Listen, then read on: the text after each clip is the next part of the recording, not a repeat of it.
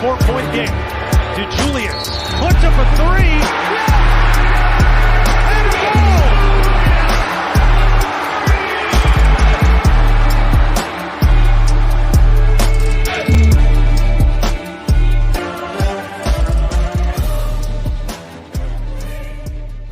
Bearcat Blitz, late week show. Time for it right now on the Believe Network. I'm your host, Russ Heltman of allbearcats.com. He is my co-host, Neil Meyer of allbearcats.com as well, and the front office news.com. Here to tell you all about a unfortunate loss by the Bearcats, one that could ultimately be the fulcrum point in deciding their NCAA tournament fate. 68-59 defeat at the hands of Iowa State at home, their fourth home loss of the season, all in conference play. Neil and I will talk about that to start the show. We'll take a look at all the numbers post Iowa State loss. What does Cincinnati have to do? They probably have to go 5-2. Spoiler alert. We'll break that down in segment number 2. And then new football players, transfers, talked to the media on Tuesday of this week from the UC football program. Brendan Sorsby, the new quarterback, expected starting quarterback, although he's got to win that job outright over the next few months. Joe, who was it? Joe Royer also as well, the Ohio State tight ends. You had Derek Canteen, Jared Bartlett, Kai Stokes talked as well. We'll get the overarching takeaways from those conversations. Neil was there, and we'll get his thoughts right there on the ground. But first, we got to tell you about Bet Online. Bet Online continues to be your number one source for all your basketball wagering needs, including pro and college hoops throughout the year. With up-to-the-minute odds, stats, and trends, you can follow your favorite team's path to the playoffs with in-game live betting contests and all the best player props. Experience the world's best wagering platform anytime from your desktop or mobile devices. Head to Bet Online today to become part of the team, and remember to use our promo code BELIEVE. That's BLEAV for your 50% welcome bonus on that first deposit. Bet Online, the game starts here. Neil, Iowa State comes into Cincinnati's house, forces the most turnovers by the program in a game since 2006, a season that Bearcats fans would love to forget permanently, and a game and a trending Big 12 conference result schedule that Bearcats fans are trying to forget as well. Yeah, and that's something, Russ, that we kind of talked about coming into this game was Iowa State's physicality and their guard play. And, man, were their guards fantastic last night. I mean, 26 turnovers, and that's the Bearcats just simply looked flustered.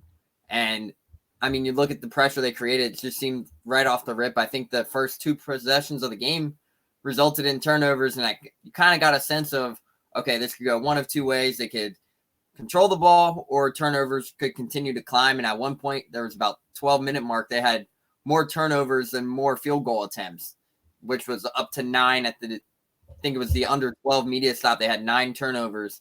And then next thing you know, it just kept climbing. And that Iowa State team, for many people who watched the game last night, you guys are obviously going to look at the turnover battle, but look how relentless that Iowa State defense was. I mean, that's probably arguably the best defensive team in college basketball, definitely in the Big 12. So, outside of Houston, I mean, they're right there. I mean, Houston is in a class of its own, Neil. We know that, just given. I mean, they're the only team in the country allowing a 5. The number they allow on defense starts with a 5. They're the only team in the country with that number. But Iowa State close behind them in the 60s they're allowing this year. And I mean, I'm right there with you, Neil. Like when I was sitting there thinking in my head, watching those possessions by Curtis Jones, by Taman Lipsey, by I keep forgetting this guy. Keshawn Gilbert. I had to ask you about his name last night. Those guys, the way that they bring the intensity, the way that they bring the ball pressure right once you get past half court, it really brings a lot of pressure off of their bigs. And it allowed Hassan Ward, Neil, to have a 3-stock game. He was all over the floor, 87.2 defensive rating that the Iowa State lead forward have. I mean, he was able to kind of freelance and take up more space around the paint because he could confidently know that there was not going to be any free runners rolling down the lane towards him with how staunch and how stark that ball pressure was from Iowa State. I mean, it felt like there was a trap happening on Bearcats ball handlers deep into the shot clock, like a third of the possessions. Neil, they turned the ball over 25 times, and they took, let's see, checks notes, a total of 50 field goals in this game. And I a believe 2-to-1 shot to turnover ratio. It's just obviously that is not going to be able to equate to a winning formula, especially in the Big 12 against a top 10 opponent. Yeah, and you talk about the Iowa State defense. I mean, that was the most frustrated the Bearcats offense has looked through the season. I believe it was up to 5 shot clock violations. And I mean, three that I recall in the early first half, where you're like, oh wow, like this could be the time where they look completely out of sync, flustered, any word you use to describe it. And then you have the possession that could have swung the momentum in the Bearcats' favor, wiped off the board late in the shot clock after CJ. Yeah. Like, that was an incredible quick release, like catch and shoot, but it was just a millisecond after the shot clock, which resulted in a turnover. But man, Iowa State's defense, you have to give props to them. You really do. I mean, they proved to be one of the best teams in the country, and TJ Otzelberger has done a fantastic job in his 3 seasons in Ames. And this Iowa State team, they might not look at it on paper because they only had 3 guys, averaging double figures in scoring. Last night, they finished with 4. And you know what their record was entering last night, Russ, when they had 4 or more players entering double digits in a game? 25-1. So when their offense is clicking like that on all cylinders, they are a really tough team to beat. And that was a full display last night. I thought Jizzle James was fantastic, though. We have to talk about him. I mean, despite the 5 turnovers, I thought he was arguably the best player on the court. And the true freshman rose to the occasion, 16 points on 6 of 10 shooting. And Russ, we got to talk about it. He lived around the rim. I mean, it just seemed like every rebounding opportunity was there. I mean, he was getting those tips. He was trying to really affect the game in all aspects. He crashed the boards. And he kind of reminded you of a point guard we saw last year at times in David DeJulius, who was able to score but could really alter the game by his ability to go and get a rebound when desperately needed. And that was a huge sight for the Bearcats last night to see Jizzle James have that kind of night. But people also have to remember that the Bearcats only have 2 true point guards on this team. And Wes Miller even mentioned that in the post-game press conference. They have 2 inexperienced point guards in Jizzle James, who is a true freshman, and Day Thomas, who is coming from junior college, still learning the Division I college basketball landscape. People forget about that. But you look across some of these other teams in the country, they have 3 or 4 guys who can come up and bring the ball up the court as predominant point guards in this league. Or in college basketball, the Bearcats have 2. So they have to be patient. They have to trust the process with these 2 young players because, as Wes Miller has said all season, they have the right guys at point guard. They fully trust what they're able to do. They are more than capable of trusting their abilities, but they just have to be patient. Fans just have to be patient at the point guard position.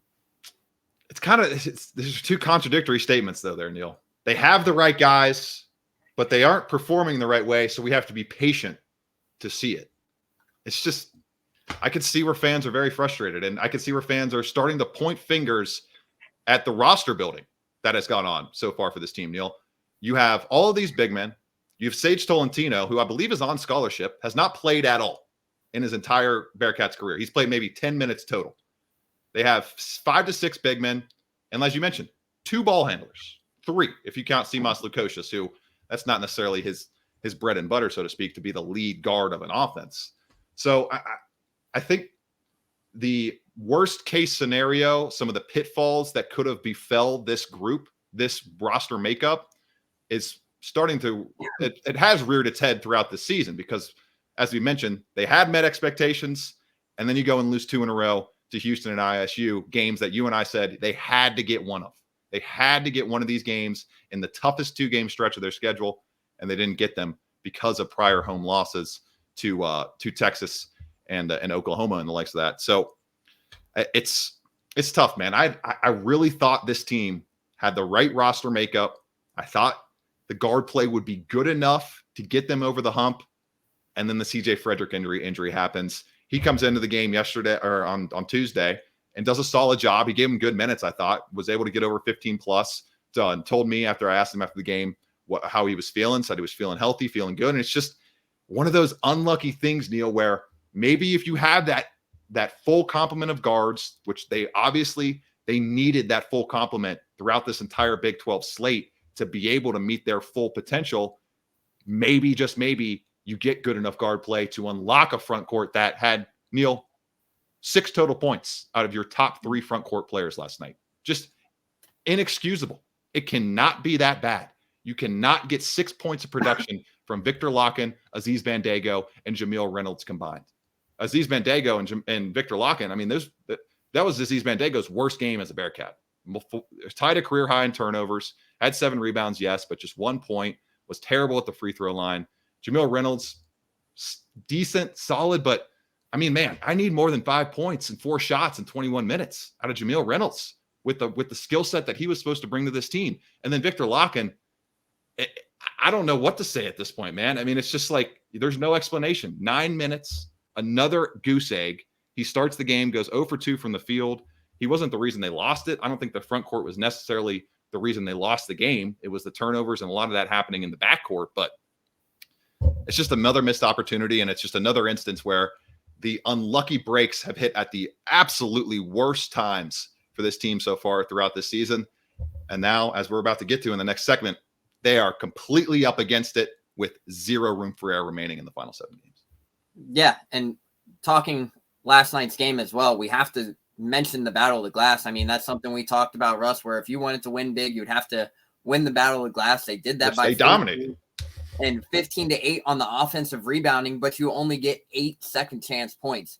If you can add just a couple, 4-6 more points there on the offensive end after those offensive rebounds, and you limit your turnovers by take away 6 of those turnovers, it might be a different ball game. But the main thing is 26 turnovers and you still lose by just 8 to a top 10 team in the country is fantastic, in my opinion, because obviously that could have been a blowout. That could have been a game where they get beat by 25. 26 or 25? I thought it was 25. All the box scores I'm seeing have 25. Where do you get 26? I had 26 in the final stat broadcast last night.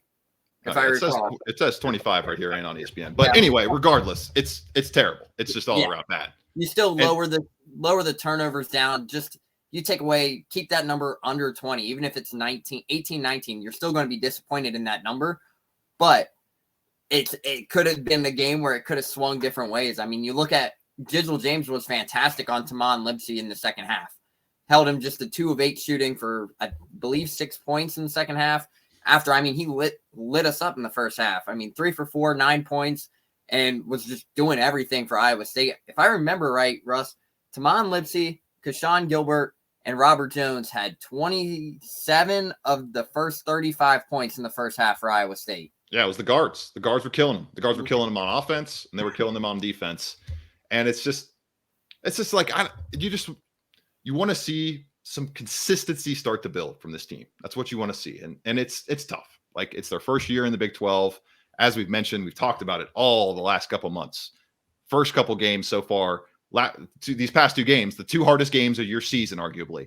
The 2 hardest game stretch is your first 2-game stretch of the season where you have your entire roster at your disposal. And it's just, at this point, it's just kind of, you leave it up to what happened. You say stuff happens. And usually you put a different word in there, but I mean, Jamil Reynolds, it's just, there's just not, you can't expect the impact, I don't think, to really come this season. It's got to be all the eggs in one basket for next year to hope he can really come in and make an impact there. But the most brutal part of all this, Neil, is they're like plugging one hole and then another hole pops up.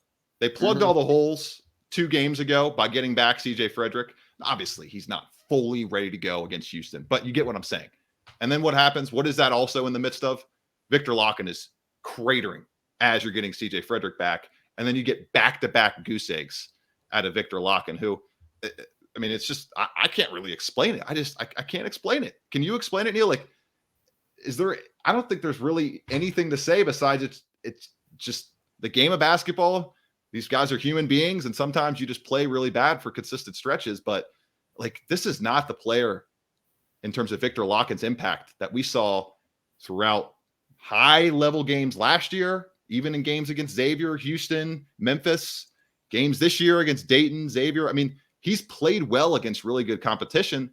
So I don't think that's the biggest reason. Just going up against more hard teams, it's a head scratcher, man. And it's just, one of those things where you look around, you look down at the KenPom luck metric, 344th nationally, and you say, it's one of those snake bit years where this team cannot quite put one foot in front of the other without tripping after a few steps.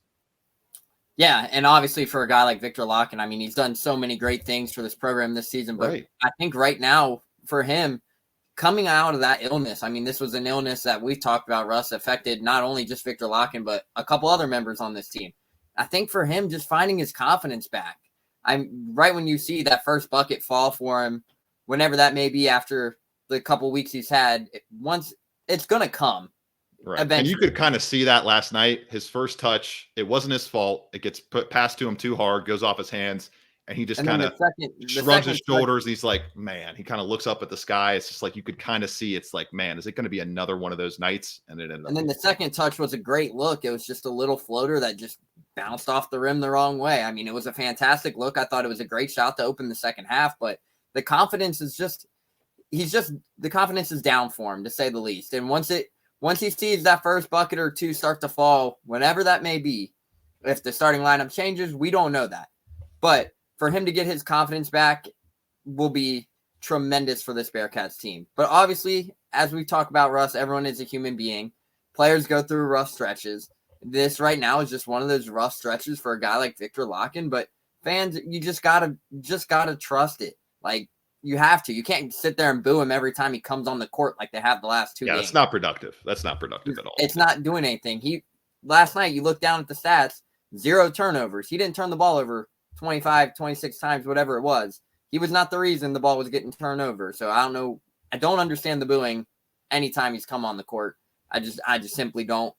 But overall, the confidence is down. And when he sees that first shot, he starts to find his confidence back. This Bearcats team will be playing like they were at the beginning of the season, and then this offense will open up, and the Bearcats will be shocking a lot of teams. And hopefully that comes this Saturday versus UCF, because for fans who don't remember, Victor Locken could not play against UCF 2 weeks ago due to the said illness. Yep. And when you look at that plus-minus rundown, Jamil Reynolds, he gave him decent minutes, but just the scoring has just not been there. Solid on defense, but only took 4 shots, ended up a +9, so that was solid. He was the highest plus-minus on the team. And then Dan Skillings, who he deserves a shout-out as well. Dan, not necessarily hyper-efficient, but he is the sixth man of all 6 men right now for Cincinnati. He is really coming in and giving them a spark. 4 of 11 from the field. He scored 13 points. And Jizzle James, as you mentioned, got to give a shout-out to the true freshman. I think that's the biggest takeaway positively, that if Cincinnati doesn't make the NCAA tournament, you can feel really good knowing that year 2 of Jizzle James, he can take on even more responsibility and probably you would expect more consistency, as he has popped off in some big games this year. That's a good thing to see out of the freshman.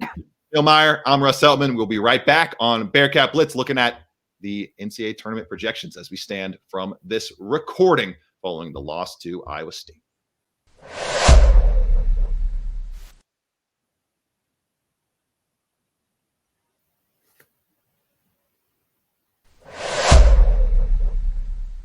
A little long in that first segment, but a lot to get to in a top 10 matchup. First time since 1988-89 season that UC has hosted back-to-back top 10 teams, and they fell in both contests. 67-62 to dominating Houston team on defense, and a just slightly less dominating defensive team in Iowa State, taking them out as the number 10 ranked team. 58-59. Neil, we look at the latest bracket projections here, updated through February 13th, the 2024 bracket matrix is. So does not have last night's game involved. And even without that, Neil, they were still only a part of 44 out of 105 brackets. And of those 44 brackets, they were averaging out to right around a 11.45 seed. So barely clinging on to a spot at that point. We all know the at-large teams, the worst at-large teams, are slotted in as 12 seeds. And then the rest of the seeding is 13, 14, 15, 16, 17 are all given to the low major conference champions. So it's not looking great. It's not looking great for Cincinnati to make the NCAA tournament this year. And the team rankings percentage drop echoes that even more. They had a 61.7% chance to make the tournament entering the game against Iowa State. 9-point loss has left them with a 49.4% chance to make it. And when we look at the net rankings, least amount of damage there, they fall just one spot to number 36 in the net as they sit at 4-8 this season, Neil, in quad one games. And what did we say at the beginning of the year?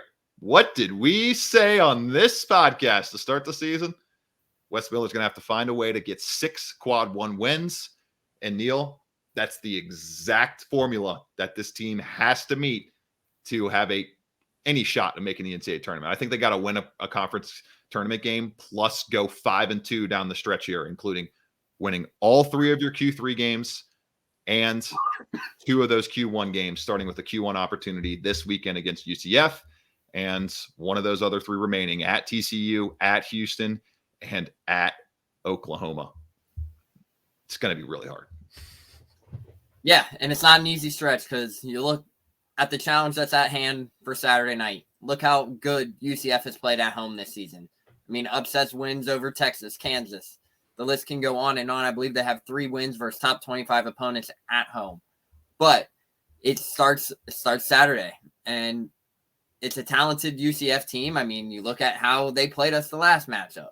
It was a game where UCF was up by as much as 12 heading into the half, and the Bearcats had to fight and claw here at Fifth Third Arena to get back and get in the win column there. But we talked about it, Russ. You had to find a way to get to that 6 wins, but in the quad one category. But it starts Saturday versus UCF. It's going to be really tough going to Houston and playing Houston on the road. They know that from the past. Houston is 7-0 since Wes Miller took over at Cincinnati. And 10-0 now. Or 7-0. Yeah, 7-0. 10 game win streak, excuse me. Yeah. 10 game win streak. 7-0 with the 10-game win streak. And then TCU has played fantastic at home too. So you can't throw that out there. Oklahoma will be another quad one opportunity, but it might not be the top 25 matchup that people were thinking about it. What was heading into this final month of the stretch, because they're coming off a 2-game losing streak.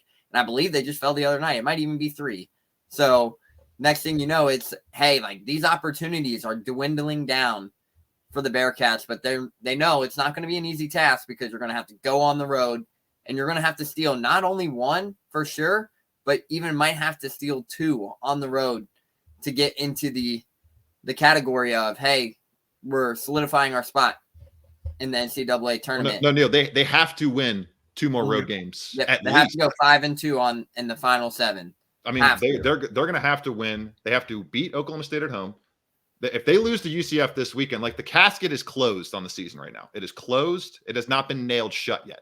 The casket will be nailed shut if they lose to UCF this Saturday. Completely nailed shut. Slight bit of air pops up if they beat UCF, but then you have to beat Oklahoma State, you have to beat Kansas State, and you have to beat West Virginia. That's a given. If you lose any of those home games, you're done. It's wrapped. It's basically wrapped up. And that's not even counting. You have to win one of those games, Deal, against either number 32 in the net, Oklahoma on the road, or, like we just mentioned, the number 1 team in the net rankings, arguably the best team in the country in Houston. I mean, that loss to Texas at home a couple weeks ago, the loss to Oklahoma at home a couple weeks ago, those 2 losses combined with the inability to get any signature wins in the non-conference slate have left Cincinnati, a team, Neil, that has not won back-to-back conference games so far this season, needing to pair at least 1 to 2 2-game winning streaks together to get into the dance. And I mean, that they got to go 5-2 and go 500 in conference play, but they also, I think, Neil, they have to make a run in the Big 12 tournament. Probably have to win at least one Big 12 tournament game, because if you lose in the Big 12 tournament as they would be in the hovering between the 10 to 8 range in the seedings. Yeah, that's going to be not a great. That's going to be not a great loss if they lose that game. They're going to be playing one of the lower tiered Big 12 teams, right? Because they'll be in the first set of games. Yeah, so they'll be the higher seed up against the lower tier teams, right? Yeah, first Big 12 game, if they're within that 8 to 11 range, it would be looking like it would either be that Tuesday or Wednesday out in Kansas City. But despite they go 5-2, personally, you still got to find a way to go get 1 or 2 in the Big 12 tournament. You're going to have to find a way to make some noise out there in Kansas City as well. But it's going to be a challenge because everybody knows this conference. I mean, Russ, we've seen it firsthand covering this team. I mean, the highs and the lows of the Big 12. I mean, Kansas just got UC goes on the road and beats Texas Tech by 3, falls to Kansas the week earlier in the week by, I believe it was 5. And then Texas Tech comes out and blows Kansas out the water by 30. You just never know with this conference anymore. It's crazy. Speaking of things we don't know about, the Bearcats defense on football. What will it look like? How will the new names affect Tyson Vite's new unit? We got a new DC. We're going to have essentially almost an entirely new secondary outside of maybe Jordan Young retaining one of his starting positions. A lot to get to on that front. Plus, the projected starting quarterback for the Bearcats spoke for the first time to the open media, Brendan Sorsby. We'll touch on all that to close the show right here on Bearcat Blitz.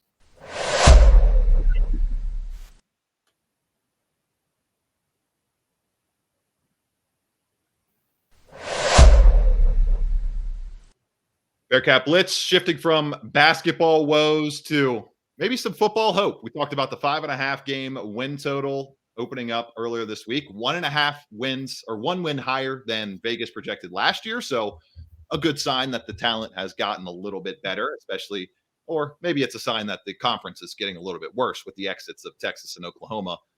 Albeit, I think you can make a case that it's actually retaining a decent amount of that strength by adding the 4 teams that they are adding in Utah, Colorado, Arizona, and Arizona State. But let's start with the big man on campus, Brendan Sorsby, Neil. We had Scott Satterfield start things off, and we'll touch on that first, of the fact that this team and this program is not running away from. They're not trying to bury. They're not getting the rug out and putting the 3-9 season under it, taking it head on.